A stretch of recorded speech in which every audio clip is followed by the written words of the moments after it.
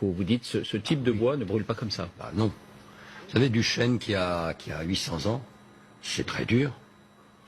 Essayer d'en faire brûler, enfin moi j'ai jamais essayé. Mais du vieux chêne, c'est pas évident du tout. Il faut mettre beaucoup de petits bois pour y arriver. Là je sais pas s'il y en avait. Non, j'arrête de plaisanter. Je crois que non, moi ça me stupéfie beaucoup. Et où vous mène cette réflexion? À quelle hypothèse elle vous amène? Je vois pas d'hypothèse que je puisse dire. Quelle hypothèse on pourrait dire? Que ça a été vite. Qu'on aurait pu faire autre chose, que ça n'aille pas aussi vite. Moi, je me perds en conjecture. Vous savez, on a fait à Notre-Dame, juste avant que je prenne ma retraite, c'est-à-dire dans les années 2010, on a remis à plat toute l'installation électrique de Notre-Dame. Donc, il n'y a pas de possibilité de court-circuit. On a remis à plat, et aux normes contemporaines, même en allant très loin, toute la détection et protection incendie de la cathédrale, avec des éléments de témoins de mesure, d'aspiration, etc., qui permettaient de détecter un départ de feu.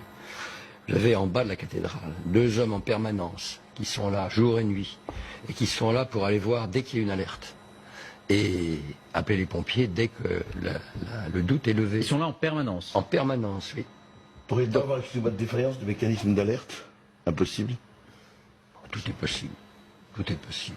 Moi, je vois mal parce que, bon, ça a été un travail colossal. Et puis, vous savez, c'est comme dans tous ces chantiers de monuments historiques, surtout à Notre-Dame, on a un encadrement technique, normatif, de contrôle, etc., qui est considérable, qu'on ne voit nulle part ailleurs, qui est considérable. Donc là, je veux dire que je suis quand même assez stupéfait.